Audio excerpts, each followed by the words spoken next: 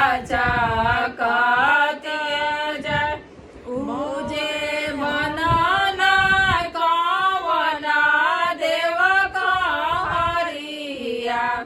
बहंगी घाटे पहुँचाय बहंगी घाटे पहुँचाय बाट जे पूछे बाटोहिया ईदल के कारा के जाय ईदल के कारा